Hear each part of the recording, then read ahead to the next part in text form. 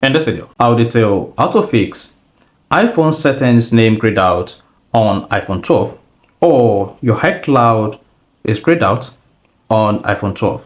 So basically, if your iPhone settings name is grayed out on your iPhone 12, iPhone 12 Pro, iPhone 12 mini, or iPhone 12 Pro Max, you're not able to access your iCloud, let alone change your Apple ID account. So basically here, I'm going to walk you through this step by step on how you can easily fix this on your iPhone 12. So if I don't know this video, you found this offer informative, please don't forget to like and subscribe.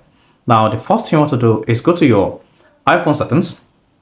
While the iPhone 12 name on your settings is still grayed out, just scroll down and click on screen time.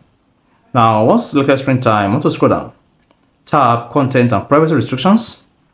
Now, if content and privacy restrictions is disabled, then make sure to turn this on.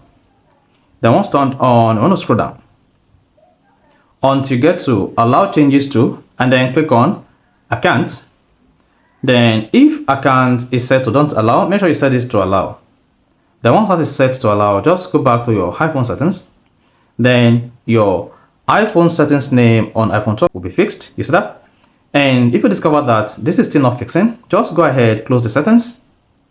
Then open the settings app again. Then you discover that the iPhone settings name on your iPhone 12 is no longer grayed out. So this is how you can easily fix settings name grayed out on iPhone 12, iPhone 12 Pro, and iPhone 12 Pro Max. So if you found this helpful and informative, please don't forget to like and subscribe.